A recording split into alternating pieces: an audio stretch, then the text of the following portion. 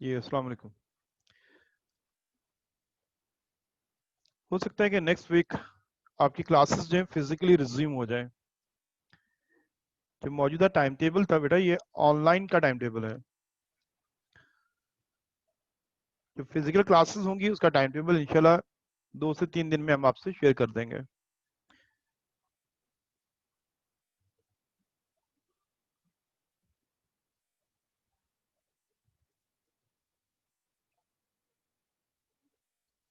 किसी को अगर कोई क्वेश्चन करना है, मैं वेट कर रहा हूँ। 1 से 2 मिनट है, मैं वेट कर लूँ। मैं 7:40 पे अपनी बात शुरू करूंगा। अभी 2 मिनट से।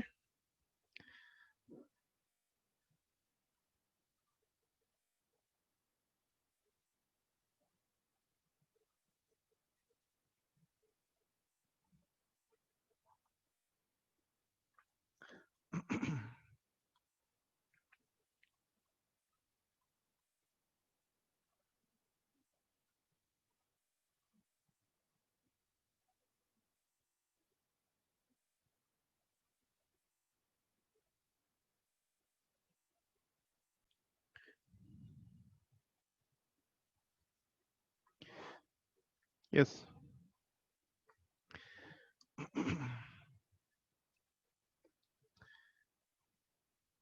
हम लास्ट क्लास में चैप्टर नंबर 2 में गैस लॉ स्टडी कर रहे थे।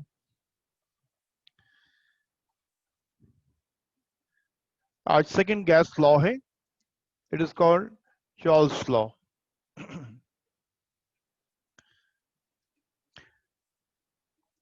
इस लॉ की स्टेटमेंट क्या है? ये नोट्स सामने रखें, बुक पास होनी चाहिए। कुछ चीजों को आपको रिटर्न करना है। आप ये पूरे नोट्स इस टाइम में नहीं लिख सकते हो, और नोट्स को कॉपी करना वेस्टेज ऑफ टाइम है। हाँ, कुछ की टर्म्स होते हैं, की पॉइंट्स होते हैं, इंपॉर्टेंट थिंग्स होती हैं जो नोट डाउन करते हैं। तो जहां जहां होगा वो साथ साथ मैं बोलूंगा, अब इसको कॉपी कर लो। ओके, हेडिंग बरल डाल दीजिए, चार्ल्स लॉ। सबसे पहले हम बात करते हैं स्टेटमेंट। लॉ का स्टेटमेंट क्या है? ये एक और साइंटिस्ट है, गैस के बिहेवियर को स्टडी किया उन्होंने। गैस के बिहेवियर को, गैस का mass, volume, pressure, temperature. Given mass mean mass is a constant. Temperature को कांस्टेंट करके प्रेशर का इफेक्ट ऑन वॉल्यूम हम लास्ट लॉ में स्टडी कर चुके हैं। चार्ल्स लॉ जो है वो क्या है? Eight a given pressure, pressure is constant, तो गैस का वॉल्यूम का टेम्परेचर से क्या रिलेशन है? इन्होंने जो रिलेशन स्टडी किया है वो between volume and absolute temperature. तो उन्होंने इसको ऑब्जर्व किया कि वो डायरेक्टली प्रोपोर्शनल है। तो इनकी स्टेटमेंट में ये बात की जाएगी, the volume of a given mass of a gas is directly proportional to absolute temperature at a given pressure। Statement आप कॉपी कर सकते हो कि स्टेटमेंट आप कॉपी करें, क्योंकि बहुत अहम स्टेटमेंट है। इसी को अब हम इन डिटेल डिस्कस करेंगे। स्टेटमेंट हम कह रहे हैं, the volume of a given mass of a gas. किसी भी fixed mass of a gas का जो वॉल्यूम होता है is directly proportional to the absolute temperature at a given pressure.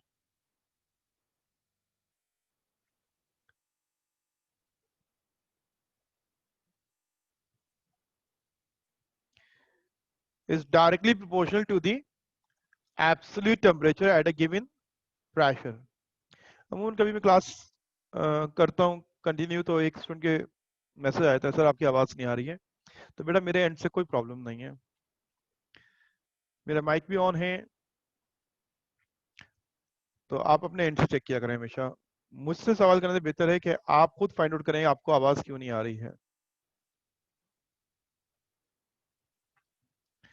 Absolute mean kelvin, temperature must be in kelvin. Centigrade की values से related relation नहीं है। The volume of a given mass of gas is directly proportional to the absolute temperature at a given pressure।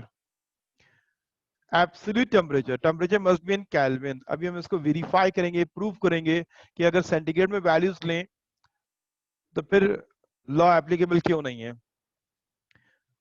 ठीक है, आपका absolute scale जो है वो केल्विन है, तो टेम्परेचर की तमाम वैल्यूज जो है वो आप किस में लेंगे, केल्विन में। तो इसको याद रखिए, temperature must be in kelvin. Okay, हमने कहा the volume of a given mass of a gas is directly proportional. अगर आप टेम्परेचर इंक्रीज करते हैं तो वॉल्यूम खुद ब खुद बढ़ जाता है। कितना? तो इसी के साथ सेकंड स्टेटमेंट, इसी के आगे हम ऐड करते हैं सेकंड स्टेटमेंट। दोबारा हम बात कर रहे हैं, ये और नहीं लिखा जाएगा बीच में, उसी बात को हम मजीद आगे एक्सप्लेन कर रहे हैं। अगेन देखिए, the volume of a given mass of a gas increases और डिक्रीजेस। वॉल्यूम बढ़ेगा या कम होगा? कितना बढ़ेगा? 1/273 टाइम्स। कितना बढ़ेगा या कितना कम होगा? 1/273 times of its original volume. और ओरिजिनल वॉल्यूम कौन सा है? At 0 degree centigrade. 0 degree centigrade पर जो गैस का वॉल्यूम है उसको कहा ओरिजिनल वॉल्यूम। 0 डिग्री से आपने 1 डिग्री टेम्परेचर राइज कर दिया, तो 1 डिग्री टेम्परेचर राइज करने में वॉल्यूम कितना इंक्रीज होगा? 1/273 टाइम्स इंक्रीज हो जाएगा। Again, the volume of a given mass of a gas increases और डिक्रीजेस। टेम्परेचर अगर 1 डिग्री इंक्रीज हो रहा है तो इतना टाइम इंक्रीज आएगा, टेम्परेचर 1 डिग्री डिक्रीज हो रहा है तो इतना टाइम वॉल्यूम कम हो जाएगा। ये इंक्रीज और डिक्रीज 1.2 टाइम किस वैल्यू का? हमने कहा जो ओरिजिनल वॉल्यूम का। ये ओरिजिनल वॉल्यूम किस टेम्परेचर पे होगा? 0 पे। For every degree rise and fall of a temperature at a given pressure. यहाँ कहा डायरेक्टली प्रोपोर्शनल है, टेम्परेचर बढ़ेगा तो वॉल्यूम बढ़ेगा, टेम्परेचर कम करेंगे वॉल्यूम कम होगा। किस फैक्टर से इंक्रीज होगा वॉल्यूम, किस फैक्टर से डिक्रीज होगा वॉल्यूम? तो ये है 1/273 टाइम्स इंक्रीज होगा, 1/273 टाइम डिक्रीज होगा for every degree rise and fall of temperature. Increase तब होगा जब 1 डिग्री टेम्परेचर राइज होगा, डिक्रीज कब होगा? जब 1 डिग्री टेम्परेचर फॉल हो जाएगा eight a given pressure. State Charles law, ये दोनों स्टेटमेंट लिखनी है।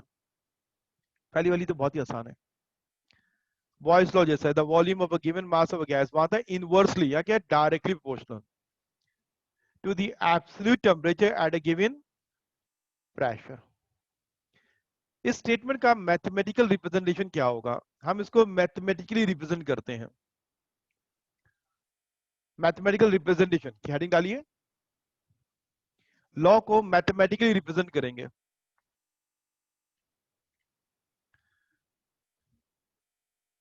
स्टेटमेंट में क्या कहा हमने? Volume V directly proportional to temperature, temperature के साथ ब्रैकेट में क्या लिखा हमने?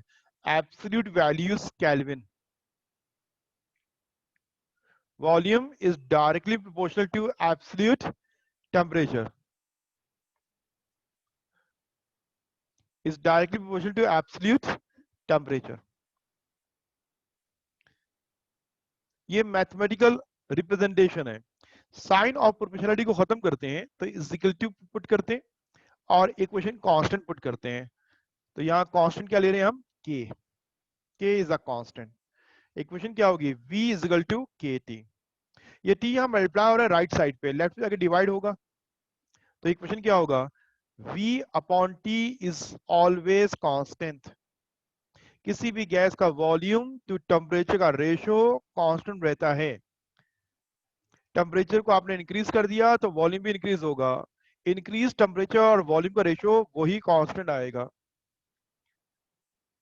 इस इक्वेशन के बाद हमने एक और क्या चीज प्रूव की? v upon T is always constant. Volume और टेम्परेचर का रेशियो हमेशा क्या होता है? कांस्टेंट। अब जरा गौर से बात सुनो, एक गैस का इनिशियल वॉल्यूम मैं आपको बताता हूं। इनिशियल वॉल्यूम, उसका इनिशियल वॉल्यूम है 646 decimetre cube. At initial temperature, temperature initial जो है वो है 50 डिग्री सेंटीग्रेड। 50 degree centigrade. इस वॉल्यूम और टेम्परेचर का रेशियो निकालो। इनिशियल रेशियो क्या आ रहा है, क्योंकि V upon T is constant. 646 divide bye 50, बताओ क्या आंसर आ रहा है। एक दो स्टूडेंट जल्दी से करके बता दें सर ये आंसर आ रहा है। 646 डिवाइड बाय 50, देख लीजिए क्या आंसर आ रहा है आपका, और मुझे रिप्लाई कर दें।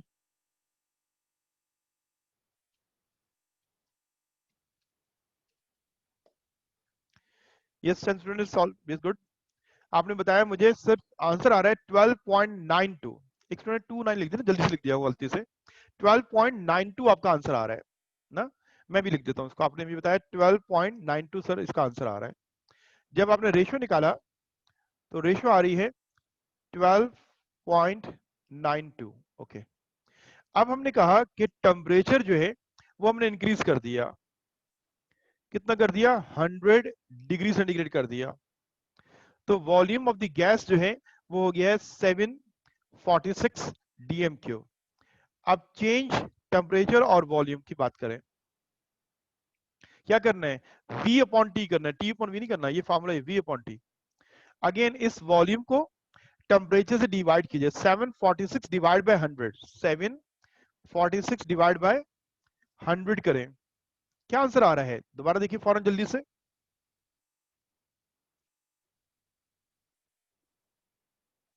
नहीं बिस्मा आपने बेटा रॉन्ग किया है, 746 डिवाइड बाय 100 मैंने कह रहा हूं ना। अब ये जरा गौर करते हैं ना कि अब मैंने टेम्परेचर पहले लिख दिया, ये नहीं कि टेम्परेचर और वॉल्यूम को डिवाइड, मैंने इसलिए यहाँ पे करेक्शन करके बताया आपको, कहीं आप मिस्टेक ना कर जाएं। यस गुड बेटा, 7.46 आंसर आ रहा है।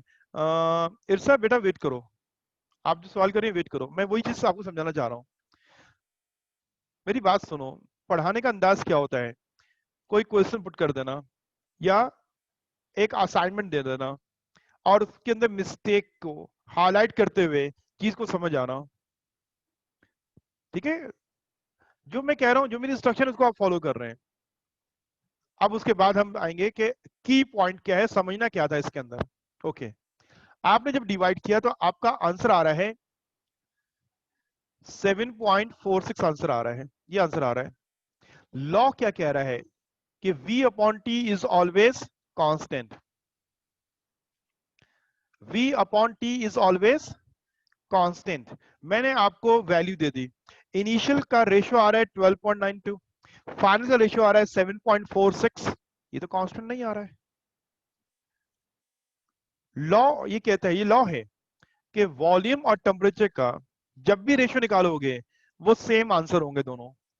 आपने किया सेम आंसर नहीं आया, तो मैंने स्टार्ट में कहा the volume of a given mass of gas is directly proportional to the temperature कहा या टू द एब्सोल्यूट टेम्परेचर कहा, क्या कहा हमने, एब्सोल्यूट टेम्परेचर कहा। तो इसलिए ये बात याद रखनी है, temperature must be in kelvin, temperature must be in kelvin. Centigrade में हमने करके देख लिया, बस ये काम करो कि आप टेम्परेचर को केल्विन में कन्वर्ट करें। तो पहले इनिशियल वैल्यू को लीजिए, 50 प्लस 273 करें तो केल्विन वैल्यू हो जाएगी ना 273, 50 प्लस 273 बेटा करो, अब बताओ क्या आंसर आ रहा है, 50 प्लस 273,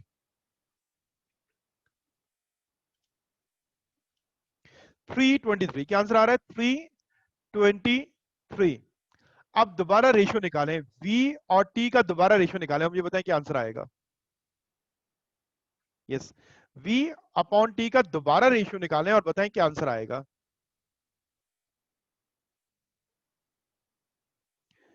मैं कुछ चीजें यहाँ पे रब कर दूं ताकि स्पेस बन जाए। यस ओके ओके, स्टूडेंट ने सॉल्व किया होगा, मुझे बता रहे हैं कुछ लोग answer. 646 divide by, Ashna Tariq Mughal जो है, आप बेटा जरा दोबारा चेक करो, 646 को डिवाइड करो 323 से, आपका आंसर होल नंबर में आ रहा है 0.198, कैसे आ गया आपका, जरा देखो, जरा चेक करो मुझे, मैं आपको वेट कर रहा हूँ। 646 डिवाइड बाय 323 करें। हाँ यस गुड, थैंक यू, आपका आंसर भी सही, 2 आ गया। सबने मुझे एक आंसर बताया कि सर जब हमने रेशियो निकाली है तो हमारा आंसर क्या आ रहा है, 2 आ रहा है। कांस्टेंट वैल्यू क्या आ रही है, 2 आ रही है। ओके 2, इनिशियल का कांस्टेंट क्या आ रहा है, 2 आ रहा है। अब फाइनल वैल्यूज में आ जाइए। टेम्परेचर 100 डिग्री सेंटीग्रेड है, सेंटीग्रेड में वैल्यूज नहीं लेते, क्या करो प्लस 273 कर दो, ये हो जाएगा 373 हो जाएगा। टेम्परेचर मैंने बढ़ाया और कम नहीं किया, 100 डिग्री सेंटीग्रेड की वैल्यू है, सिर्फ क्या किया उसको केल्विन में एक्सप्रेस कर दिया। क्या वैल्यू होगी, 373 हो गई ना। अब वॉल्यूम 746 को डिवाइड करो 373 से, और देखो क्या आंसर आ रहा है, क्या रेशियो आ रही है,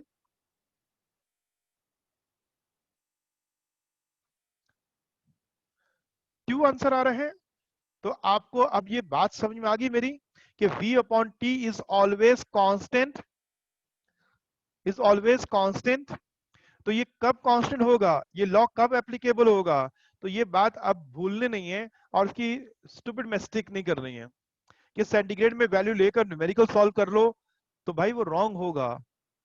टेम्परेचर हमेशा न्यूमेरिकल में किस में लेना है आपको, केल्विन में। स्टेटमेंट को अच्छी तरह याद करो, यहां सिर्फ लफ्ज टेम्परेचर नहीं है, बल्कि temperature must be in kelvin, absolute temperature.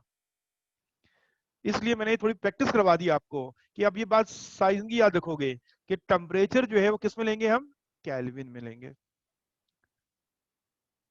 ठीक है, तो यहां पे हमने ये बात देखी,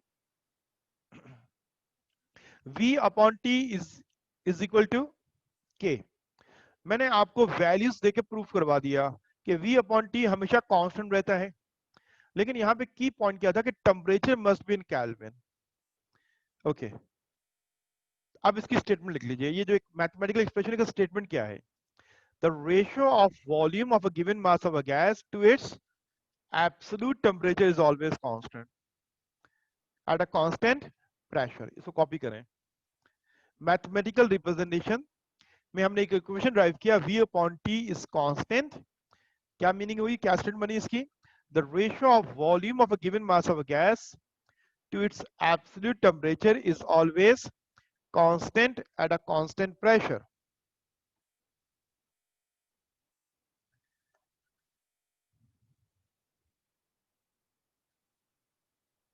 Yes, कॉपी कर लो तो मुझे रिप्लाई करो डन का, तो मैं मेरे आगे बात शुरू करूंगा। ठीक है, क्लास में जब बैठे होते हैं ना, तो मैं कोई बात देता हूं या कोई टास्क देता हूं, कंप्लीट करने के बाद बोलते हैं, हाथ खड़ा करते हैं, बोलते हैं डन, तो फिर हम आगे मूव कर जाते हैं।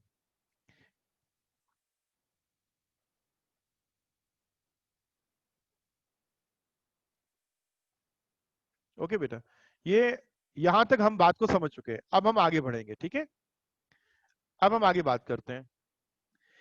तो ये बात हमने यहाँ पे समझ ली और मैं प्रूफ करके बता दिया कि इनिशियल वैल्यूज का रेशियो कांस्टेंट है, फाइनल वैल्यूज का रेशियो कांस्टेंट है। तो एक फार्मूला ड्राइव करेंगे अब हम। अगर हम ये कहते हैं कि if V1 and V2 are the original and change volume, original volume अगर V1 है और चेंज वॉल्यूम V2 है, तो T1 and T2 are the original and change temperatures. V1 gas का ओरिजिनल मीन इनिशियल वॉल्यूम है, V2 उसका change volume है, T1 gas का इनिशियल टेम्परेचर है, T2 उसका चेंज फाइनल टेम्परेचर है। Then according to Charles law V1 upon T1 भी constant होगा, V2 अपॉन T2 भी क्या होगा, कांस्टेंट होगा। और दोनों को कंपेयर कर लें तो क्या इक्वेशन बन जाती है, एक फार्मूला बन जाता है, V1 upon T1 is equal to V2 upon T2। Note के लिए आप सिर्फ ये मैथमेटिकल एक्सप्रेशन को कॉपी कर लीजिए। ठीक है, ये सब बेटा नोट्स में लिखा हुआ है, वहां से आप इसको प्रॉपर याद कर लीजिएगा। अभी सिर्फ ये मैथमेटिकल वर्क कॉपी करें। हमने कहा कि जब V upon T is always constant, तो फिर इनिशियल रेशियो भी कांस्टेंट होगी, फाइनल रेशियो भी कांस्टेंट होगी। इसका मतलब ये दोनों बराबर हैं आपस में। तो V1 अपॉन T1 इक्वल किसके, V2 अपॉन T2 के। ये हमारा एक फार्मूला ड्राइव हो गया न्यूमेरिकल सॉल्व करने के लिए, न्यूमेरिकल सॉल्व करने के लिए। हम इस चैप्टर में सिर्फ बुक की जो न्यूमेरिकल्स हैं, क्वेश्चन एग्जांपल हैं, उन सबको सॉल्व करेंगे। और फिर बाद में हम पास पेपर करेंगे, साथ साथ नहीं करेंगे, क्योंकि पास पेपर में वेरिएशन इतना ज्यादा है कि वो थोड़ा सा आपको कंफ्यूज करेगा। तो इसलिए फिजिकल क्लास के अंदर बैठ के हम पास पेपर तमाम को सॉल्व करेंगे इंशाल्लाह। ये फार्मर ड्राइव हो गया। आइए अब इसका न्यूमेरिकल करेंगे। हमने कहा कि ये रिलेशन जो ड्राइव किया है ये न्यूमेरिकल सॉल्व करने में इस्तेमाल होता है। इसका भी आपको वर्बली सुन लिया है, कॉपी करने की जरूरत नहीं है, बस ये एक फार्मूला याद रखना है। ये फार्मूला कब एप्लीकेबल होगा?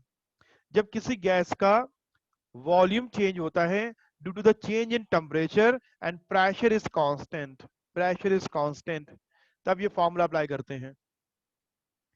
पेज नंबर 40 पे बुक खोलिए और वहां पे एक सवाल देखिएगा, a child's balloon on page number 40। Problem 1 लिखा हुआ है वहां पे। इस न्यूमेरिकल को मैं यहाँ डिस्कस करने जा रहा हूं।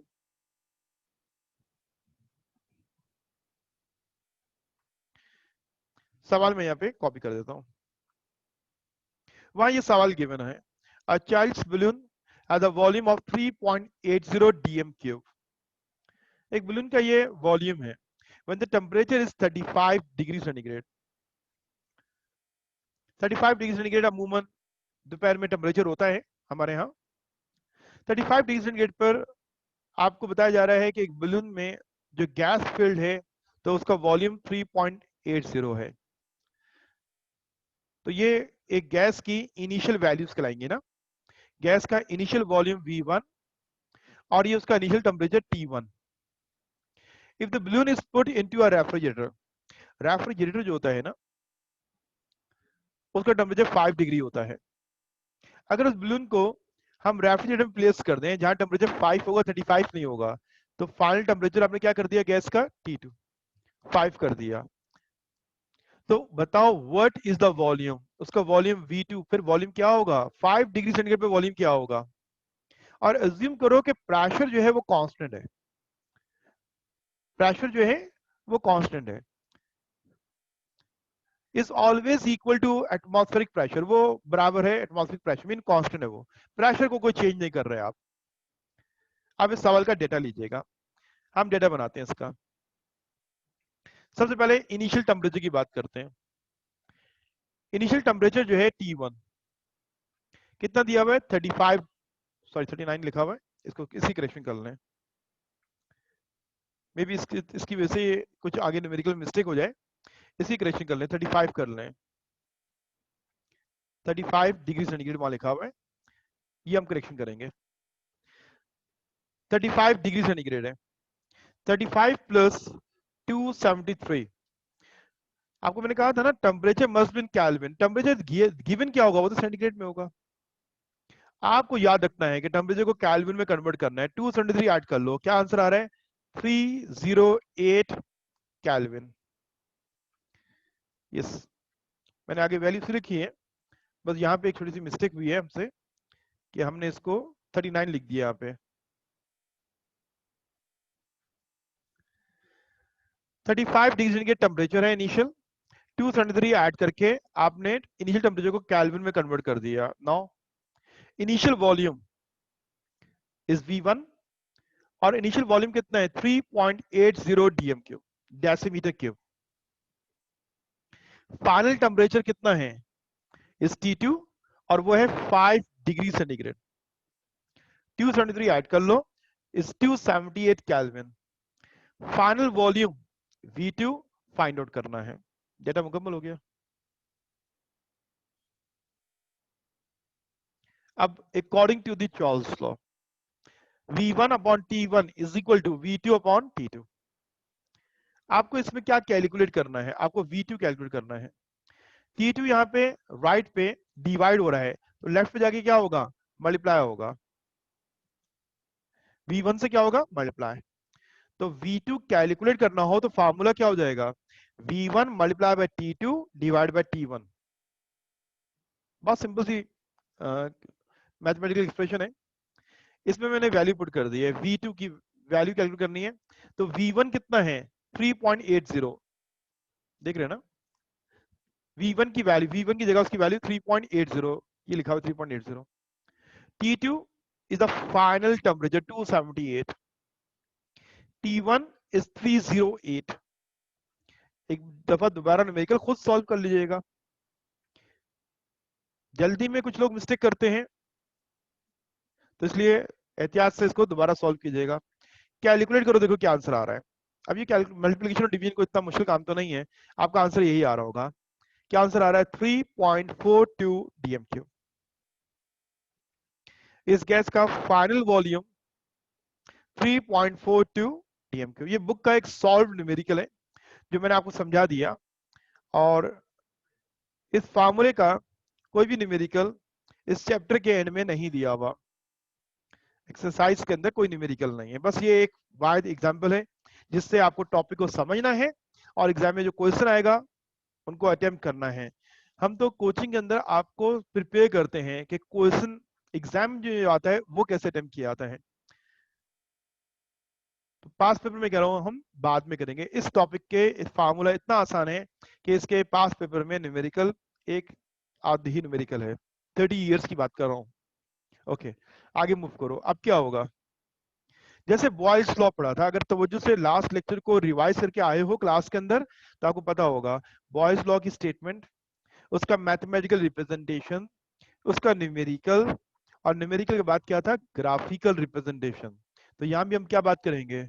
इस लॉ को ग्राफिकली रिप्रेजेंट करेंगे। ग्राफिकल रिप्रेजेंटेशन, हम यहाँ पे वॉल्यूम और टेम्परेचर का एक ग्राफ ड्रॉ कर रहे हैं। When the volume of the gas is plotted against the temperature, यहां से कैल्विन स्केल की इब्तिदा है। ये जो कैल्विन स्केल है ये बना कैसे है वो ग्राफ में हम उसको प्रूफ करेंगे। कैल्विन स्केल क्या चीज है, एब्सोल्यूट टेम्परेचर क्या होता है, उसको यहां से हम ड्राइव करेंगे। हम कह रहे हैं when the volume of the gas is plotted against the temperature, a straight line is obtained। straight line is obtained, क्योंकि रिलेशन कौन सा है? डायरेक्टली प्रोपोर्शनल है। बॉयल्स लॉ में देखा था कर्व मिला था, पैराबोलिक कर्व। यहां क्या होगा? किसी भी गैस के वॉल्यूम और टेम्परेचर का जब ग्राफ प्लॉट करोगे तो आपको हमेशा स्ट्रेट लाइन मिलेगी। Straight line. यहां तक मैं बात को एंड करता हूं, आगे अभी हम रीड नहीं कर रहे और हम ग्राफ ड्रॉ करते हैं। जब आप ग्राफ ड्रॉ करोगे तो इस तरह का ग्राफ नजर आएगा आपको।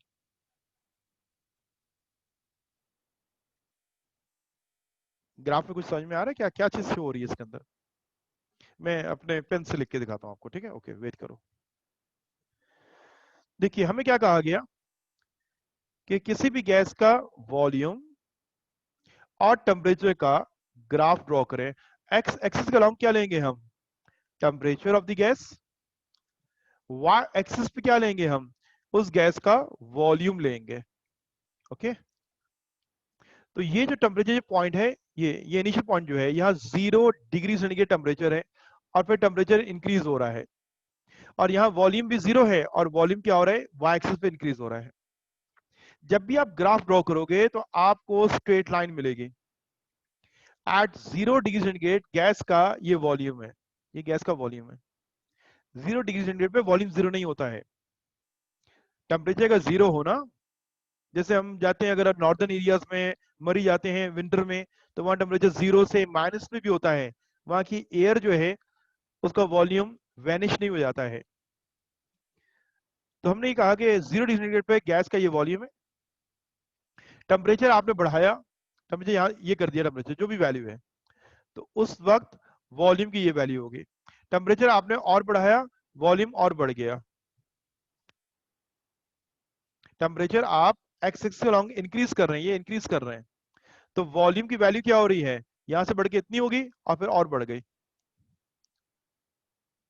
तो आप जब ग्राफ ड्रॉ करते हैं तो आपको स्ट्रेट लाइन मिलती है। आप कोई भी गैस ले लें।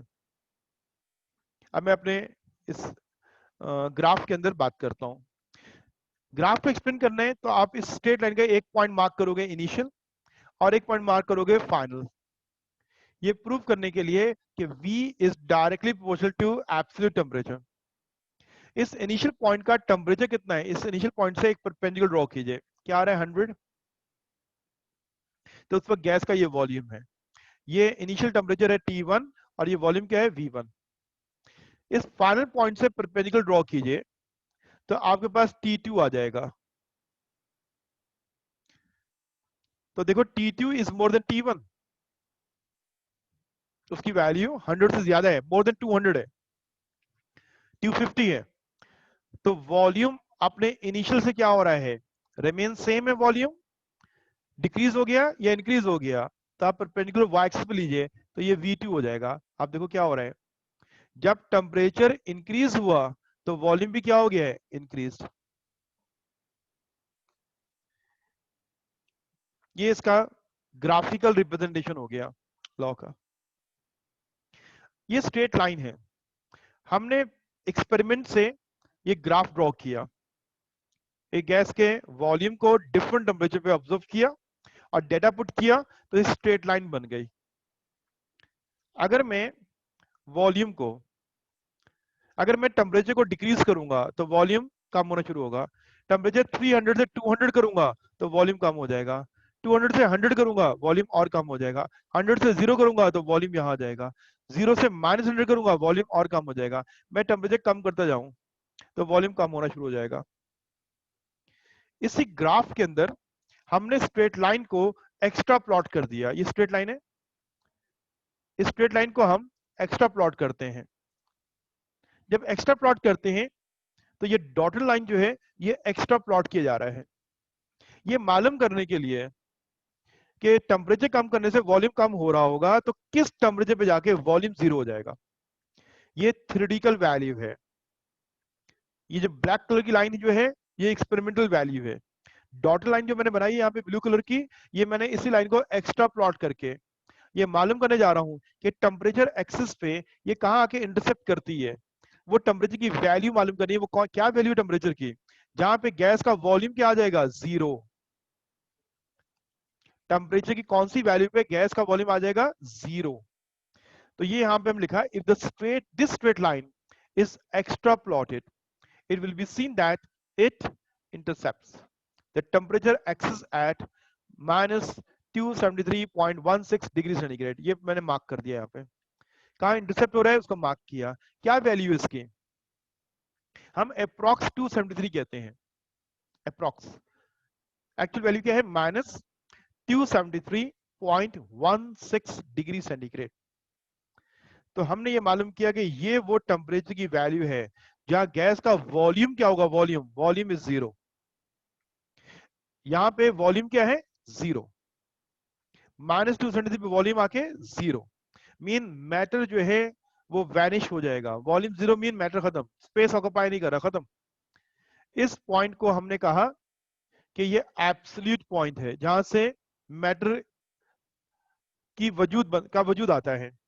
यहाँ पे वॉल्यूम क्या है, 0, टेम्परेचर 0 नहीं है, -273। तो हमने यहाँ पे एक नया स्केल ड्राइव किया, केल्विन। हमने कहा टेम्परेचर भी क्या है, 0।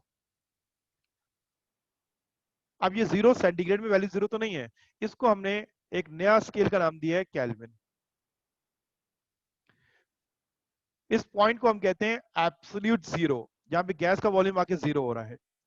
अब ये केल्विन स्केल में जब वैल्यू आएगी 273 तो आपके सेंटीग्रेड स्केल की वैल्यू क्या होगी, 0। जब वैल्यू आएगी 373 तो आपके सेंटीग्रेड स्केल में वैल्यू क्या होगी, 100। तो केल्विन स्केल जो है वो इस पॉइंट से हमने ड्राइव किया है, केल्विन स्केल। केल्विन एक थ्योरेटिकल टेम्परेचर है। आपके जो थर्मोमीटर्स हैं वो केल्विन वाला नहीं है, वो सेंटीग्रेड है, या एक मेडिकल पर्पस यूज करते हैं, फ़ारेनहाइट। तो ये केल्विन स्केल जो है ये यहां से बनाया गया है, इस पॉइंट से हमने ड्राइव किया है। इस पॉइंट को हम कहते हैं एब्सोल्यूट 0। तो ये डेफिनेशन साथ में लिखिएगा, एग्जाम में सिर्फ टर्म डिफाइन करने की आती है। Define absolute 0। आ टेम्परेचर, पहले सुन लीजिए इसको फिर कॉपी कीजिएगा। आ temperature at which volume of a gas is become to 0, no, it's considered to be 0। why consider, क्योंकि हमने एक्सपेरिमेंट तो नहीं करके देखा। ओके, आप एक्सपेरिमेंट कर लें, आप कहते हैं चलो हम टेम्परेचर कम करना शुरू करते हैं। आपने टेम्परेचर कितना कर दिया, 0 से -10 कर दिया, वॉल्यूम क्या हो गया, कम हो गया। आपने टेम्परेचर कम करते चले गए, -200 पे आ गए, जितनी भी गैसेस हैं वो लिक्विड में कन्वर्ट हो गई। मिसाल के तौर पे कार्बन डाइऑक्साइड एक गैस है, आप इसका वॉल्यूम विद टेम्परेचर नोट कर रहे हैं। जब टेम्परेचर हो गया -80, -273 पे हम नहीं पहुंचे अभी, -80, कार्बन डाइऑक्साइड जो है वो सॉलिड में कन्वर्ट हो चुकी है। ये लॉ सॉलिड के लिए नहीं है, लिक्विड के लिए नहीं है, किसके लिए है? देखो, when the volume of the gas, तो आपकी स्टडी यहाँ पे आगे रुक जाती है कार्बन डाइऑक्साइड पे। हम गैस लेते हैं जो एयर में पाई जाती है, सबसे ज्यादा वॉल्यूम नाइट्रोजन का है। नाइट्रोजन लिक्विफाई हो जाएगी -196 डिग्री सेंटीग्रेड पर। Carbon monoxide becomes liquid at -191.5 degree centigrade. आप तमाम गैसेस को जब स्टडी करना शुरू करते हो तो -273 पे कोई गैस एग्जिस्ट नहीं करती है। तो ये एक थ्योरेटिकल टेम्परेचर है। रियल गैसेस जो हैं उनमें कोई भी एग्जिस्ट नहीं करती है, और हमारी थ्योरी कह रही है यहाँ पे आके वॉल्यूम 0 हो जाएगा। तो हमने उस गैस को क्या नाम दिया? Ideal gas. जिस गैस का यहाँ वॉल्यूम 0 हो रहा है, थ्योरी जो बता रही है, उस गैस को क्या नाम दिया हमने? Ideal gas. ये इस बुक के अंदर मौजूद है, नेचर में मिलेगी नहीं आपको कोई गैस। जितनी भी गैसेस हैं, जितनी गैसेस आप जानते हो, हीलियम, नियॉन, ऑक्सीजन, हाइड्रोजन, जितनी गैसेस आप जानते हैं, वो सब की सब इस टेम्परेचर से पहले अपनी स्टेट चेंज कर जाती हैं। तो इसलिए थ्योरेटिकल वैल्यू है। अब यहाँ पे किस गैस का वॉल्यूम 0 हो रहा है? मैं नहीं कहूंगा कार्बन डाइऑक्साइड का हो रहा है, ऑक्सीजन का हो रहा है, इनका तो होता नहीं है। तो फिर उस गैस को क्या कहते हैं? हम आइडियल गैस कहते हैं। इस टेम्परेचर को, इस पॉइंट वैल्यू को हम क्या कहते हैं? It's absolute zero. Everything is zero. Temperature zero, volume zero, movement zero, everything is zero, absolute zero. A temperature at which volume of a gas is considered to be zero and all kinds of motion ceases, stop। मैंने कहा था state का of matter का वजूद जो है वो movement से है। मॉलिक्यूल इंडिविजुअल फ्री मूवमेंट करते हैं तो स्टेट को गैस कहते हो। अगर वो मूव करते हैं विद इन अ सरफेस, उसको लिक्विड कहते हैं, क्लस्टर की फॉर्म में करते हैं। और अगर वो फ्री मूवमेंट नहीं करते तो उसको आप सॉलिड कहते हैं। तो हमने आखिरी बात क्या की? And all kinds of motion ceases, stop। Its value is -273.16 degree centigrade. Centigrade में वैल्यू ये होगी, और अगर एब्सोल्यूट जीरो को केल्विन में कहो तो वो वैल्यू क्या होगी? 0 केल्विन। ठीक है, absolute zero in a kelvin scale क्या है वैल्यू उसकी? 0। सेंटीग्रेड स्केल में वैल्यू क्या है? -273.16 डिग्री सेंटीग्रेड। एब्सोल्यूट जीरो की डेफिनेशन को कॉपी कर लो। जब कॉपी करो तो मुझे बताओ डन। तो फिर मैं आगे आखिरी बात करूंगा इन टर्म्स ऑफ काइनेटिक थ्योरी। इस लॉ को एक्सप्लेन करेंगे इन टर्म्स ऑफ काइनेटिक थ्योरी।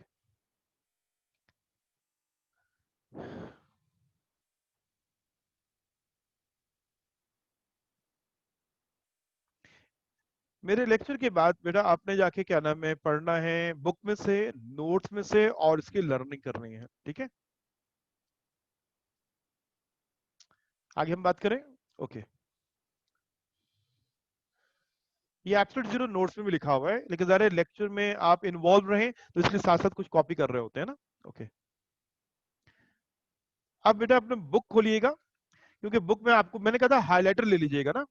आपके पास हाइलाइटर होना चाहिए। पेज नंबर 38 बुक का खोल लीजिए आप, और थर्ड पैराग्राफ जो है in terms of kinetic theory, उस पर आ जाइए। ये ग्राफ अगर एग्जाम में पूछा जाएगा तो बनाना होगा।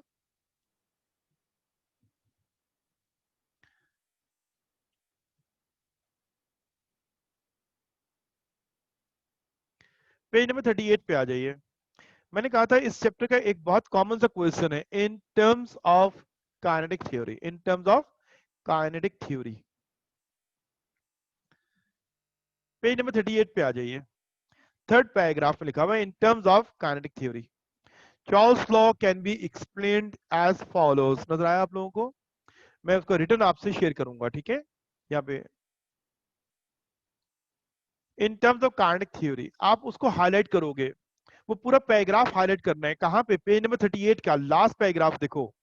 अ डिक्रीज इन टेम्परेचर नजर आ गया आपको? मैं रीड कर देता हूं, वही मैंने यहां पे लिखा हुआ है, ये वहां लिखा होगा, a decrease in temperature decrease the average kinetic energy of the gas molecules, that is the average molecular velocity decrease. इस पूरे को हाईलाइट कर दो, इसी वर्डिंग को याद करना है। इसके लिए फिगर ड्रॉ करनी होगी। तो वहां मार्क करने के बाद मैं यहाँ पे जो फिगर ड्रॉ कर रहा हूं वो आप भी ड्रॉ करोगे। एक गैस की हम इनिशियल स्टेट की बात करते हैं। इनिशियल स्टेट कि गैस का को इनक्लोज किया गया कंटेनर में और उस गैस के चंद मॉलिक्यूल्स हैं,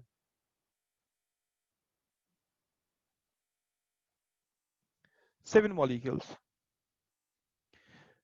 यहाँ पे हाई टेम्परेचर है T1, high temperature.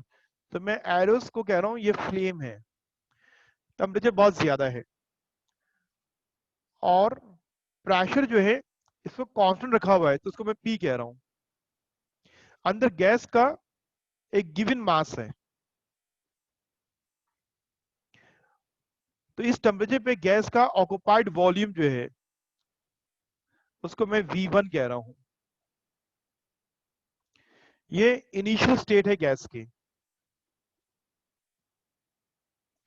Initial state एक गैस की है। इतना ड्रॉ करना है, और इसकी जो ऊपर थ्योरी लिखी हुई है उसको बाद में डिस्कस करते हैं। फिगर ड्रॉ करनी है आपको इन टर्म्स ऑफ काइनेटिक थ्योरी, एक बहुत कॉमन क्वेश्चन है, तो ये फिगर भी ड्रॉ करनी होगी साथ में। इसके बाद हम गैस की फाइनल स्टेट बनाते हैं, और फाइनल स्टेट में हमने टेम्परेचर को डिक्रीज करना है।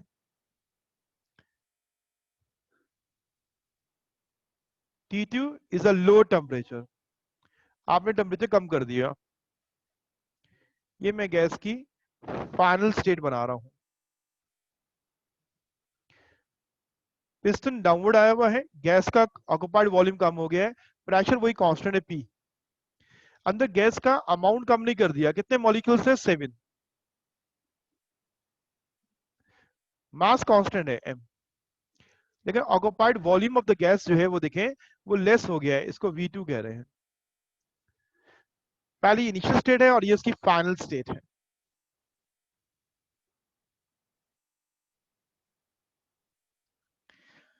एक पिक्चर डाल दूं और उस पर मैं वर्बल समझा दूं तो वो इतना इफेक्टिव नहीं होता है जब तक हम उसको खुद ड्रॉ ना कर लें। तो यूं आपने इस फिगर को ड्रॉ करना है मेरे साथ, और उसको कॉपी कर लीजिए। कॉपी कर लो तो मुझे बताइए, तो मैं इसको अब एक्सप्लेन कर देता हूं कि इन टर्म्स ऑफ काइनेटिक थ्योरी हम क्या चीज नोट कर रहे हैं, क्या चीज समझ रहे हैं, क्यों ऐसा हुआ।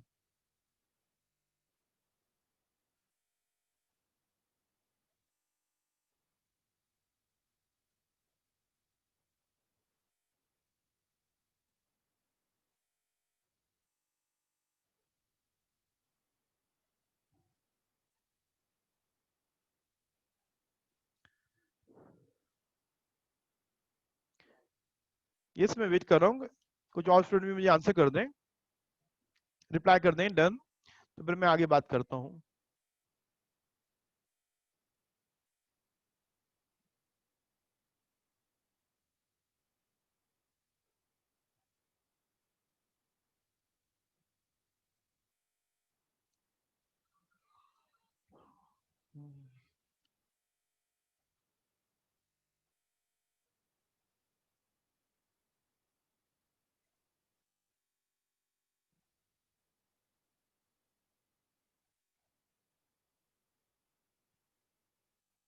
अभी लोग कॉपी कर रहे हैं, मैं वेट कर रहा हूँ।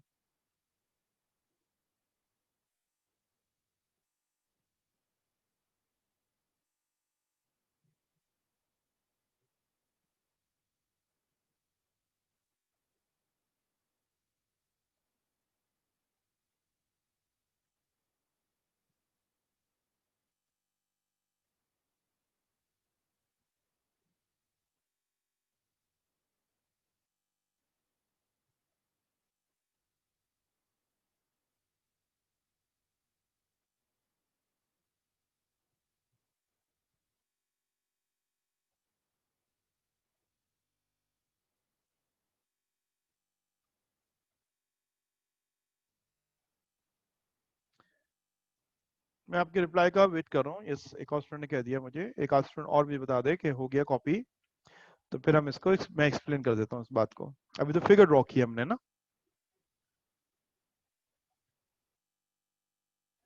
Okay, thank you. अब इसको हम एक्सप्लेन करते हैं। ठीक है, थैंक यू बेटा।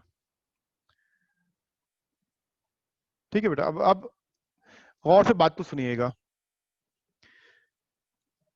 आपने फिगर में क्या चीज ऑब्जर्व किया, आपने क्या एक्सपेरिमेंट किया है? इसमें ये बताया जा रहा है कि टेम्परेचर कम हो रहा है। क्या ऑब्जर्व कर रहे हैं? T1 is a high temperature and T2 is a low temperature. T1 high temperature, T2 is a low. हम कह रहे हैं डिक्रीज इन टेम्परेचर। जब भी टेम्परेचर डिक्रीज करो तो वॉल्यूम कम नहीं होगा। जब टेम्परेचर डिक्रीज करो तो टेम्परेचर से क्या इफेक्ट होता है? तो हमने काइनेटिक थ्योरी में पढ़ा था कि temperature is directly proportional to average kinetic energy. Postulate से पढ़े ना, उन्हीं को तो अप्लाई करना है आपने। In terms of kinetic theory हम वो बात कर रहे हैं। Temperature is directly proportional to average kinetic energy of gas molecules. Average kinetic energy mean half mv square. तो आप टेम्परेचर कम कर रहे हैं तो मॉलिक्यूल्स की वेलोसिटी को कम कर रहे हैं, मूवमेंट को कम कर रहे हैं, स्लो डाउन कर रहे हैं। तो ये देखिए हमने क्या कहा, decrease in temperature decrease the average kinetic energy of the gas molecules, that is the average molecular velocity decreases। ये इफेक्ट है। पहली बात जो समझी आपने वो क्या, किसी भी गैस का टेम्परेचर कम करने से क्या होता है, उन मॉलिक्यूल की एवरेज वेलोसिटी कम हो जाती है, रफ्तार उनकी कम हो जाती है। अब इनिशियल स्टेट का मॉलिक्यूल फास्ट मूविंग मॉलिक्यूल है क्योंकि हाई टेम्परेचर है। हम जब टेम्परेचर बढ़ाते हैं तो हम हीट प्रोवाइड कर रहे होते हैं जिससे टेम्परेचर बढ़ जाता है। वो हीट एनर्जी आकर गैस के मॉलिक्यूल्स की काइनेटिक एनर्जी को बढ़ा देती है। अब वो बहुत तेजी से हरकत कर रहे हैं। ये गैस के मॉलिक्यूल्स ये गैस के मॉलिक्यूल्स जो हैं बहुत फास्ट मूविंग है। इसमें फास्ट मूविंग मॉलिक्यूल्स हैं। इनिशियल की बात कर रहा हूं, मैं हाईलाइट कर दूं। यस, मैं कह रहा हूं इसमें ये मॉलिक्यूल जो है ये क्या है, फास्ट मूविंग है। और फाइनल स्टेट मॉलिक्यूल क्या है, स्लो मूविंग है। स्लो मूविंग, जैसे मेरा ये पॉइंटर जो है, लेजर पॉइंटर जैसे मूव कर रहा है, ये स्लो मूविंग मॉलिक्यूल है एट द फाइनल। क्यों? आपने उनको उनकी एनर्जी कम कर दी है। और यहाँ क्या है, मॉलिक्यूल फास्ट मूविंग मॉलिक्यूल है, फास्ट मूविंग। ये एक चेंज दोनों में नजर आ रहा है। ओके, जब आप टेम्परेचर कम करते हैं तो वेलोसिटी कम होती है। जब वेलोसिटी कम होगी तो ये अंदर के मॉलिक्यूल जब स्लो डाउन हो जाएंगे तो अंदर का नंबर ऑफ कोलिजन्स कम हो जाएंगे। एक तेजी से मॉलिक्यूल मूव कर रहा है वो ज्यादा टकराएगा, और अगर स्लो मूव करेगा तो वो टाइम लेगा और देर से टकराएगा। तो हम ये कह रहे हैं कि जब आप टेम्परेचर कम करोगे, मॉलिक्यूल की वेलोसिटी कम होगी, तो इंटरनल प्रेशर जो कंटेनर के अंदर गैस की वजह से है वो कम हो जाएगा। ये पिस्टन यहाँ पे खड़ा हुआ है, पिस्टन यहाँ पे स्टैंड क्यों कर रहा है कि अंदर गैस का प्रेशर और एक्सटर्नल प्रेशर ये दोनों बराबर हैं। अगर गैस का प्रेशर बढ़ेगा तो पिस्टन ऊपर मूव करेगा, गैस का प्रेशर कम होगा तो पिस्टन डाउनवर्ड आएगा। ये अंदर गैस का प्रेशर कम हुआ तो उसमें से पिस्टन इतना डाउनवर्ड आ गया जहां इंटरनल और एक्सटर्नल दोनों प्रेशर क्या हो, दोबारा सेम हो जाए, because pressure is constant. Pressure constant रखने की वजह से, प्रेशर कांस्टेंट होने की वजह से पिस्टन को डाउनवर्ड आना पड़ा। और स्लो मूविंग मॉलिक्यूल का जो प्रेशर बन रहा है तो आप देखें उनका वॉल्यूम भी कम हो गया है। जब हमने गैस का टेम्परेचर कम किया, एवरेज मॉलिक्यूल वेलोसिटी कम हो गई, तो अंदर के मॉलिक्यूल्स जो हैं अब वो स्लो मूविंग है। ये फास्ट मूविंग मॉलिक्यूल एक ग्रेटर वॉल्यूम के अंदर कोलाइड करते हैं और अपना प्रेशर क्रिएट करते हैं टू एटमॉस्फेयर। अब स्लो मूविंग मॉलिक्यूल इतनी बड़ी स्पेस के अंदर टू एटमॉस्फेयर का प्रेशर क्रिएट नहीं कर सकते हैं। स्लो मूविंग मॉलिक्यूल को कम जगह के अंदर टू एटमॉस्फेयर प्रेशर क्रिएट करना है क्योंकि प्रेशर इज कांस्टेंट। आगे पढ़े हम क्या लिखते हैं, हम क्या कहते हैं आगे बात, at constant pressure the decreased velocity क्या करेगी, कॉजेज, जो वेलोसिटी कम हुई है वो कॉज करेगी। टेम्परेचर ने क्या किया, वेलोसिटी कम की, और decrease velocity causes this sample of the gas to shrink and occupy a smaller volume, क्योंकि प्रेशर जो है वो कांस्टेंट है। इसलिए वेलोसिटी कम होने से गैस क्या होगी, श्रिंक होकर और एक स्मॉलर वॉल्यूम ऑक्यूपाई करेगी। तो वॉल्यूम कम क्यों हुआ, क्योंकि वेलोसिटी कम हुई। और वेलोसिटी कम क्यों हुई, क्योंकि टेम्परेचर कम हुआ। ये इसकी जो स्टेटमेंट है मैंने उसको आपको एक्सप्लेन कर दिया। फिगर से हम दोबारा एक और बात समझते हैं, आपको पिक्चर्स ड्रॉ नहीं करनी होती। ये फिर दोबारा हम यहाँ पे डिस्कस कर रहे हैं कि इस टेम्परेचर पे एक वैल्यू सपोज कर लो 400 केल्विन है, गैस का वॉल्यूम 1 लीटर है और प्रेशर कितना है 1 एटमॉस्फेयर।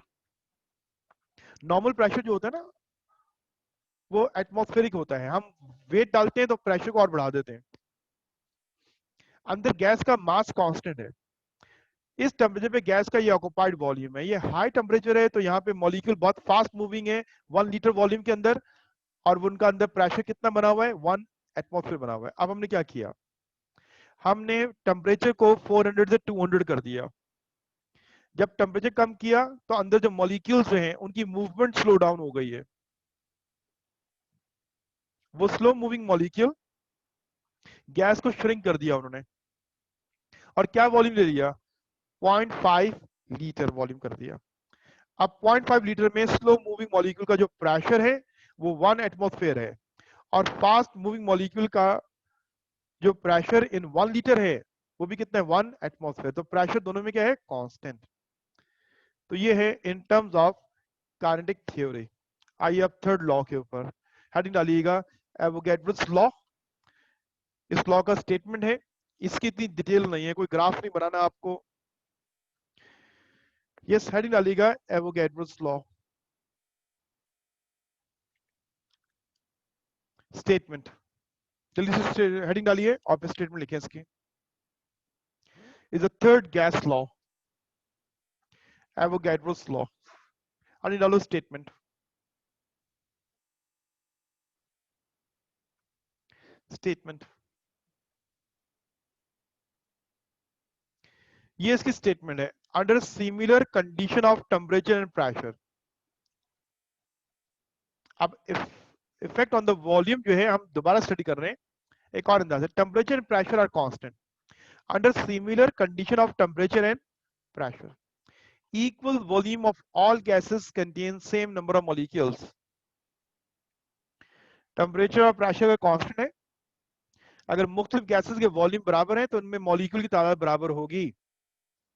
एवोगैड्रो जो है ये अपनी एक स्टेटमेंट दे रहा है, at constant temperature pressure different gases के अगर वॉल्यूम बराबर है तो उनमें मॉलिक्यूल की तादाद भी बराबर होगी, चाहे वो कोई भी गैस है। आप हाइड्रोजन गैस लें और कार्बन डाइऑक्साइड लें, हाइड्रोजन एक स्मॉल मॉलिक्यूल है और कार्बन डाइऑक्साइड एक बिग मॉलिक्यूल है, उसमें बड़े एटम है, साइज बड़ा है उनका। अगर इन दोनों गैसेस का वॉल्यूम बराबर है तो नंबर ऑफ मॉलिक्यूल्स इक्वल होंगे। In other words, if temperature and pressure are kept constant, अगर टेम्परेचर प्रेशर को कांस्टेंट रखो, the volume of a gas is directly proportional to the number of molecules present in the gas. अगर temperature pressure constant रखो the volume is directly proportional to the number of molecules, and the number of molecule mean number of moles. ये जो मैंने आखिरी बात की है इसका मैथमेटिकल रिप्रेजेंटेशन ये है, volume is directly proportional to number of molecules, और नंबर ऑफ मॉलिक्यूल्स को हम मोल में एक्सप्रेस करते हैं, because 1 mole contain 6.02 10 raised to power 23 particles.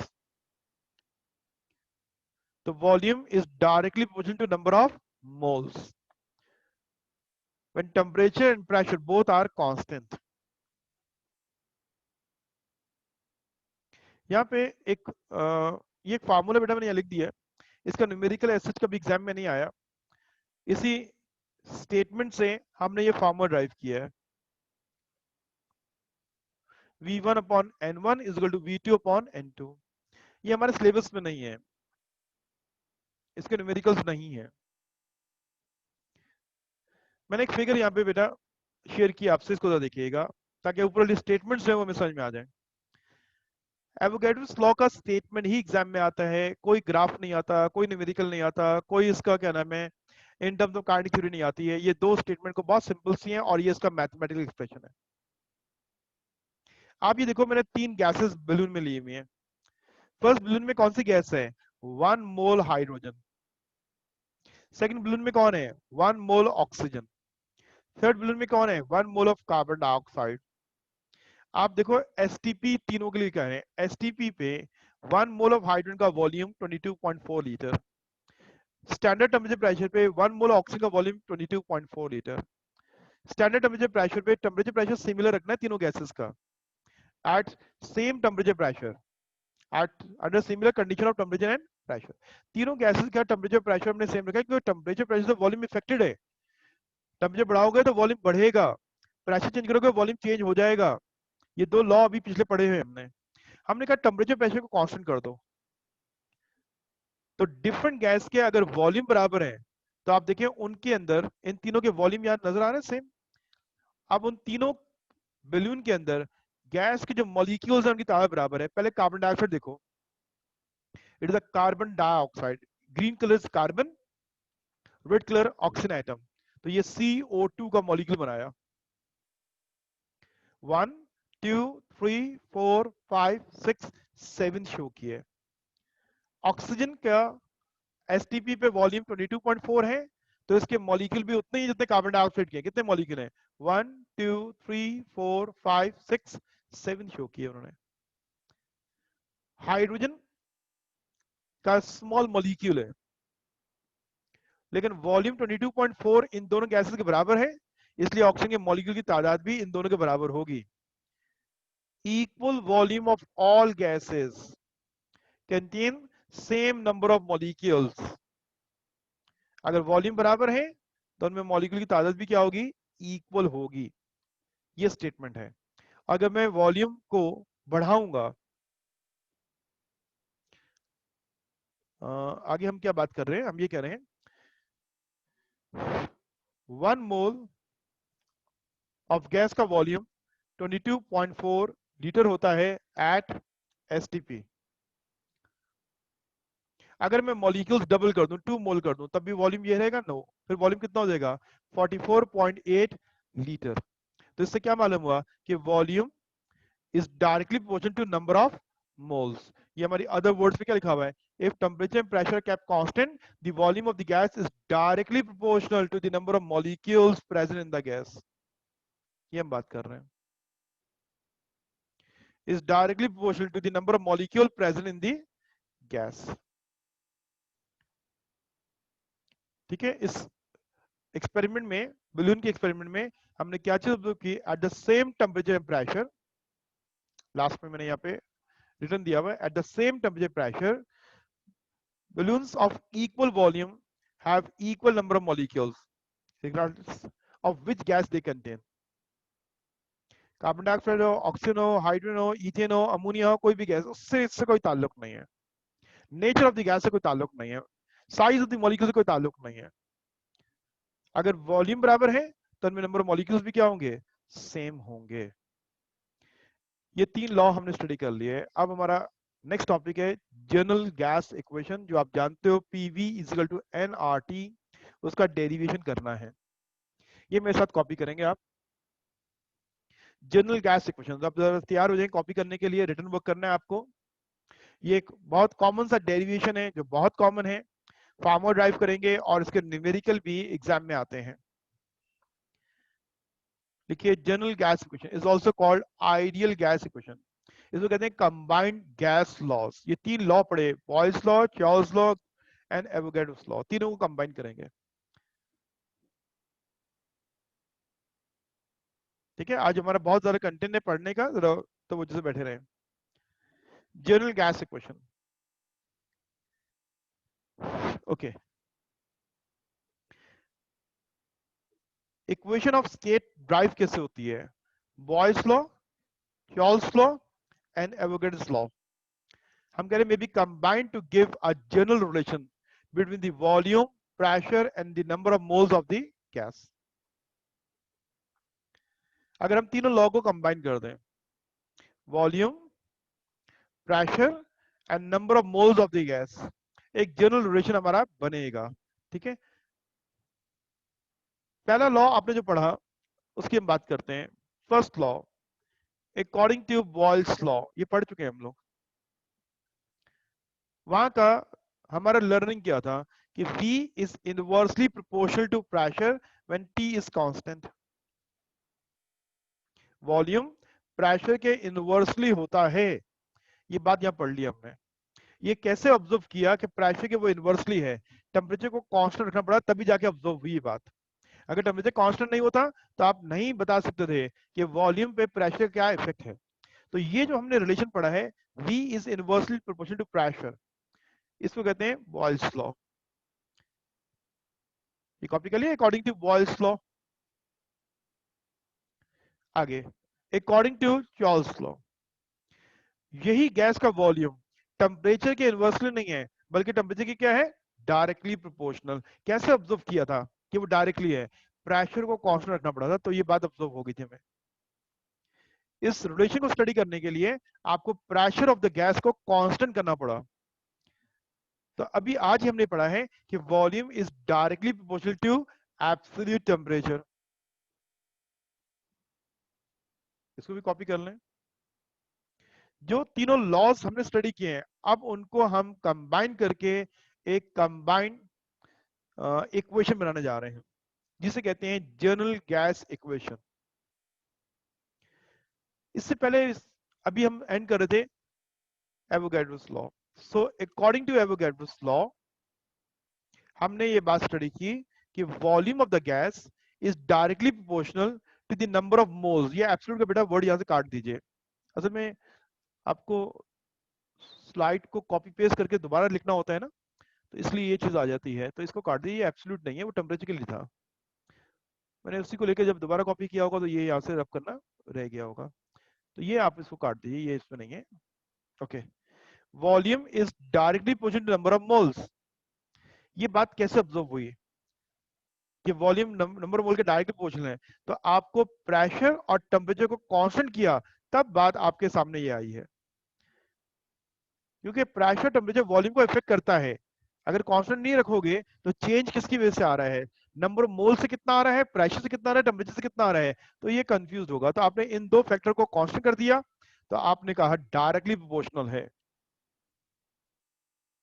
अगर आप मोल्स डबल करेंगे वॉल्यूम डबल हो जाएगा, डायरेक्टली प्रोपोर्शनल। ये तीन लॉ हम स्टडी कर चुके हैं। देखो, वॉल्यूम प्रेशर के इनवर्सली है, यही वॉल्यूम टेम्परेचर के डायरेक्टली है, यही वॉल्यूम नंबर मोल्स के क्या है, डायरेक्टली है। इसको एक कंबाइंड इक्वेशन में ले लें, इन तीनों रिलेशन को कंबाइन कर दो, इसमें v कॉमन है ना, कंबाइन कर दो, तो आप क्या कहोगे, combining these laws we get क्या होगा, वॉल्यूम, मैंने तीनों बातों को एक जगह कंबाइन कर दिया। वॉल्यूम प्रेशर के इनवर्सली है, मोल्स के डायरेक्टली है, टेम्परेचर के डायरेक्टली है, ये तीनों बातें थी ना, हमने तीनों को कंबाइन कर दिया एक इक्वेशन के अंदर। वॉल्यूम प्रेशर के इनवर्सली है, मोल्स के डायरेक्टली है, और एब्सोल्यूट टेम्परेचर के डायरेक्टली प्रोपोर्शनल है। साइन ऑफ प्रोपोर्शनलिटी को खत्म करो, इज इक्वल टू का साइन पुट करें और एक कांस्टेंट लेके आएंगे। तो मैंने कहा v is equal to r is a equation constant. हमने k यूज नहीं किया, पहले आप k यूज कर रहे थे बॉयल्स लॉ चार्ल्स लॉ में। k किसी इंडिविजुअल गैस के लिए होता है और हर गैस का कांस्टेंट डिफरेंट होगा। r तमाम गैसेस के लिए एक ही कांस्टेंट होगा। बॉयल्स लॉ में k लिया था, वहां r यूज नहीं किया था, वहां कांस्टेंट को k कह रहे थे। चार्ल्स लॉ में भी कांस्टेंट को k कह रहे थे, क्यों, क्योंकि वहां हर गैस का कांस्टेंट डिफरेंट क्यों होगा, क्योंकि हम वहां कहते हैं the volume of a given मास। हर गैस का मास जब डिफरेंट होगा तो हर गैस का कांस्टेंट भी डिफरेंट होगा। या हम मास नहीं कर रहे, या हम क्या ले रहे हैं, मोल्स ले रहे हैं। जब तमाम गैसेस के मोल सेम होंगे तो उनकी कांस्टेंट वैल्यू भी सेम होगी। मेरी बात समझ रहे हैं ना, कि अगर मैं मास में बात करूंगा तो हर गैस का डिफरेंट मास होगा। देखो, मैं कहता हूं 2 grams hydrogen, 32 grams oxygen, 44 grams carbon dioxide, तीनों का डिफरेंट मास है, तो डिफरेंट आंसर है। 2 ग्राम को मोल में कन्वर्ट करें, it's a 1 mole. 32 grams of oxygen को मोल में एक्सप्रेस करें, it's a 1 mole. 44 grams of carbon dioxide को मोल में एक्सप्रेस करें, इट्स अ 1 मोल।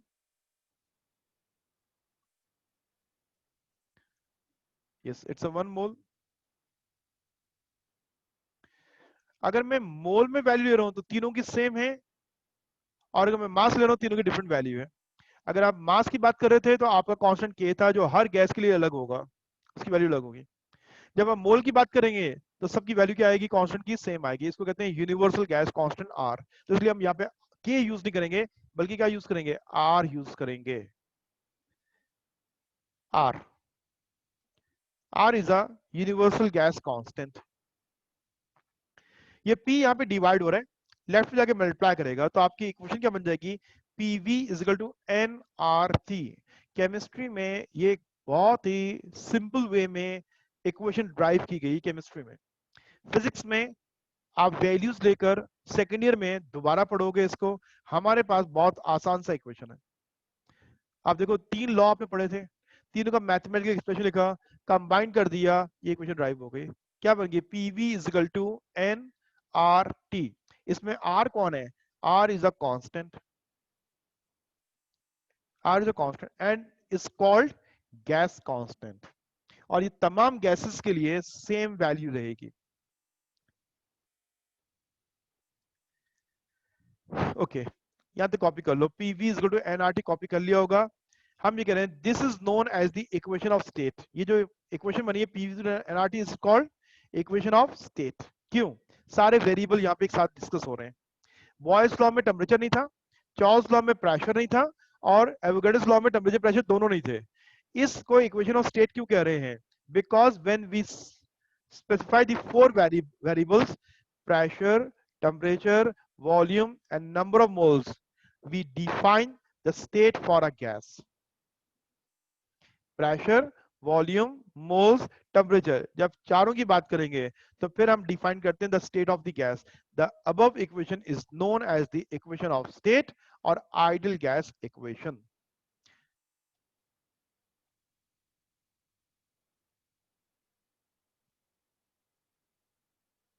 या तो कॉपी कर लो, इसके बाद हम आगे बात करेंगे।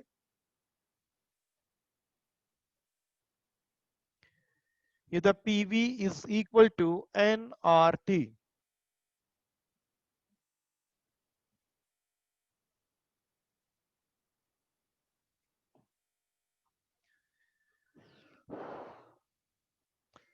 ठीक है, मैं यहीं पे बेटा बात आज एंड करूंगा, तो इसलिए अगर कुछ रह गया है तो एंड में भी टाइम देता हूं, क्योंकि ये मेरी लास्ट स्लाइड है, आगे हम बात करते हैं। ओके, अब यहाँ पे अगर कुछ रह गया छोड़ दीजिए और बात को सुनिएगा, फिर बाद में टाइम दे रहा हूं उसमें कॉपी कर लीजिएगा।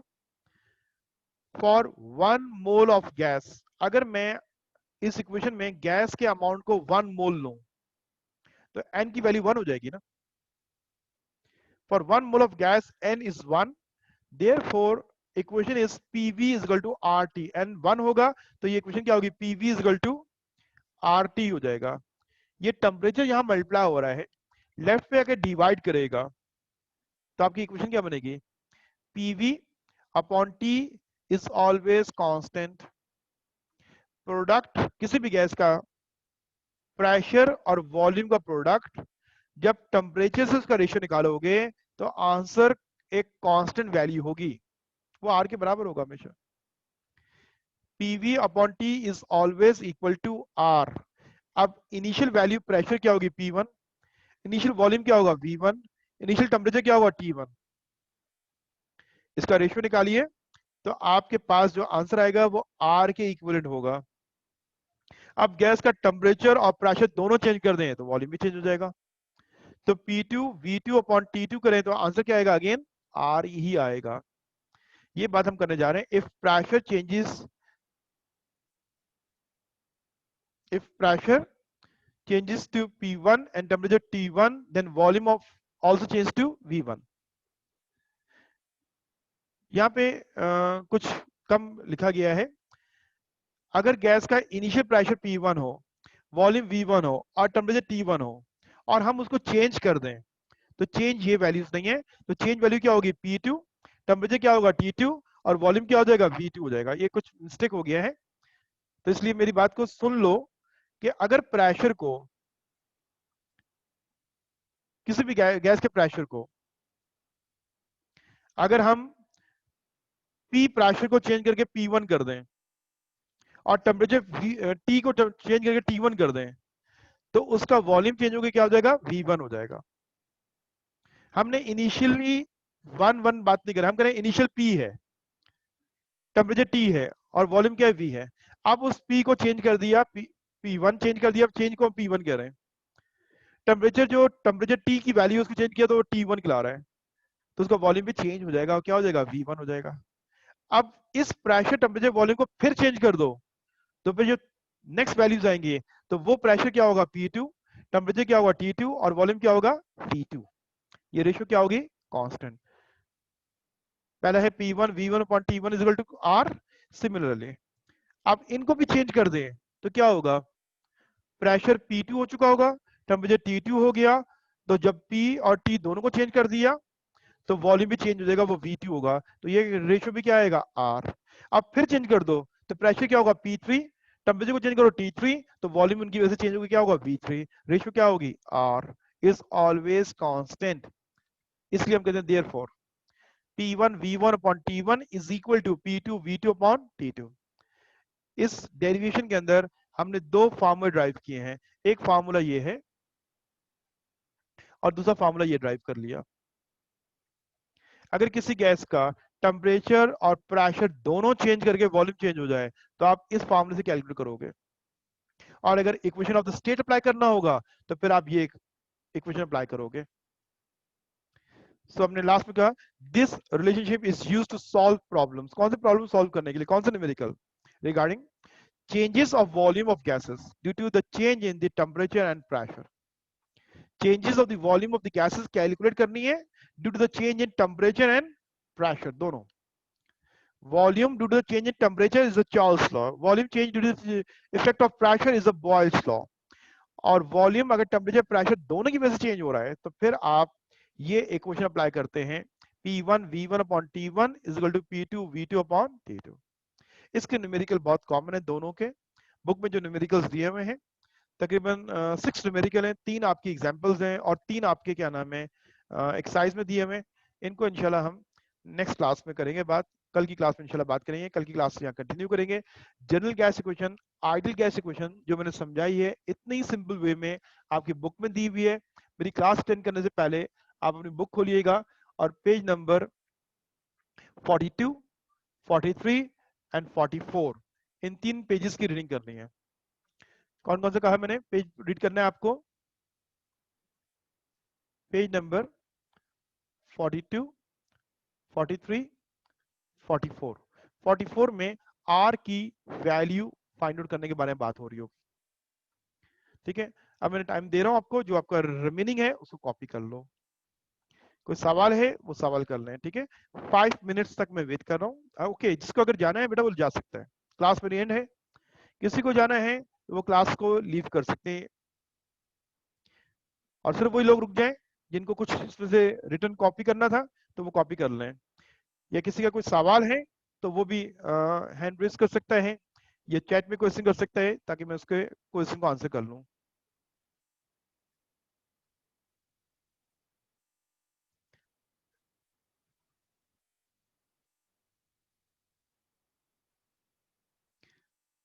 नेक्स्ट वीक में उम्मीद है इंशाल्लाह फिजिकल क्लासेस रिज्यूम हो जाएंगी, आपको कोचिंग आना होगा, अपनी ट्रांसपोर्टेशन को देख लीजिए। टाइमिंग इंशाल्लाह 1-2 दिन में हम इसको फाइनल करके आपसे शेयर कर देते हैं। फिजिकल क्लास का टाइमिंग कुछ और है, ऑनलाइन क्लास में आपको ज़ाहिर है यहाँ नहीं आना है, तो वो रात को 1 बजे क्लास भी हो सकती है, 12 भी हो सकती है, मॉर्निंग में भी हो सकती है, वो तो बहुत इजी है। और फिर ये क्लास आप रिकॉर्डेड लेक्चर्स होते हैं, आप सुन भी सकते हैं। फिजिकल में कोई रिकॉर्डेड लेक्चर नहीं है, तो उसके लिए क्लास की अटेंडेंस बहुत इंपॉर्टेंट है, कभी भी क्लास मिस नहीं करनी। अगर आप 1000 टाइम्स बुक पढ़ो तो उतनी काबिलियत नहीं आती जितना एक अपने टीचर का क्लास का लेक्चर आप अटेंड कर लें, दैट इज फैक्ट। क्योंकि उस वक्त आप अपनी जनरल नॉलेज और अज्यूम करके चीजों को समझ रहे होते हैं, और टीचर जो है वो डेप्थ को जानता है और वो आपके माइंड को जानता है और वो आपको आपके क्वेश्चंस को आंसर करता है। क्लासेस मिस नहीं करते हैं। कोई स्टूडेंट अगर कॉपी कर रहा है तो वो जरा चैट में यस कर दे, ये ना कि हम ऐसी वेट कर रहे हैं और कोई भी कॉपी ना कर रहा हो। यस, कोई कॉपी कर रहा है, गुड। यस, जो यस कर रहे हैं मैं उनका इंतजार करूंगा, वो मुझे जब डन कर देंगे तो फिर मैं क्लास ऑफ कर दूंगा। अभी मुझे 2 स्टूडेंट ने कहा है यस कॉपी कर रहे हैं, ओके कोई प्रॉब्लम नहीं है, वेट करते हैं। लेकिन मुझे आप मजीद कोई बेटा बात को एक्सप्लेन नहीं करना है। यस, आपको अगर कोई सवाल करना है जरूर करें। हाँ, यस, पार्टिसिपेट भी करना है आप लोगों को। हाँ, रिजल्ट टेस्ट जो बेटा हमारे यहाँ कंडक्ट होता है, इसका रिजल्ट जो है ये 7 to 10 डेज के अंदर टाइम में होता है। 7 से 10 दिन लगते हैं कॉपीज को चेक होने में, तो 1 वीक का टाइम एटलीस्ट होता है। तो वेट करें, 1 हफ्ते में ज़रा मिल जाएगा आपको टेस्ट। एमसीक्यूज तो ऑनलाइन था, आपने देखा कि जहां आपने डन किया वहां आपका ज़रा आपको रिजल्ट भी जनरेट हो गया, वो तो बहुत आसान चीज थी, थोड़ा टाइम लगता है। जो स्टूडेंट कमिंग संडे में अगर प्रेजेंटेशन देना चाहते हैं चैप्टर 1 के किसी भी टॉपिक की, तो वो एक रिकॉर्ड वीडियो होगा जिसको हम सारे अपलोड भी करते हैं एफबी पे, ताकि आपका कॉन्फिडेंस डेवलप हो। और पार्टिसिपेट जरूर करें, ठीक है। प्रेजेंटेशन देने की आदत अभी से डाल दीजिए। तो जो लोग विलिंग हैं वो मुझे व्हाट्सएप कर सकते हैं अपना नाम ना, वो विद इन अ वीक आए, टॉपिक मुझे प्रेजेंट करेंगे, उसको मैं बेहतर करूंगा कि आपने कैसे बोलना है, कैसे बात करनी है, कैसे एक्सप्लेन किया जाता है, ठीक है। तो वो आपको गाइड मैं कर दूंगा इंशाल्लाह ना। तो जो लोग विलिंग है वो व्हाट्सएप पे मुझे मैसेज कर दें, ठीक है।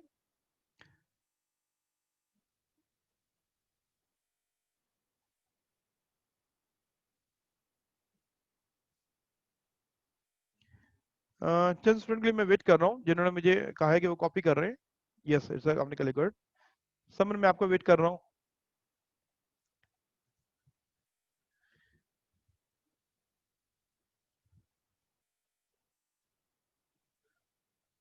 यस गुड बेटा, थैंक यू। और माशाल्लाह आप सभी बहुत ही बेहतरीन स्टूडेंट हैं, मुझे बहुत खुशी हुई थी कल भी आपको क्लास में देखकर, वैसे भी आप बहुत बेहतरीन स्टूडेंट हैं। ओके बेटा, मैं क्लास एंड कर दूं, कोई स्टूडेंट ऐसा है जो कि कॉपी कर रहा है तो वो यस कर दे, मैं उसको भी वेट कर लूं।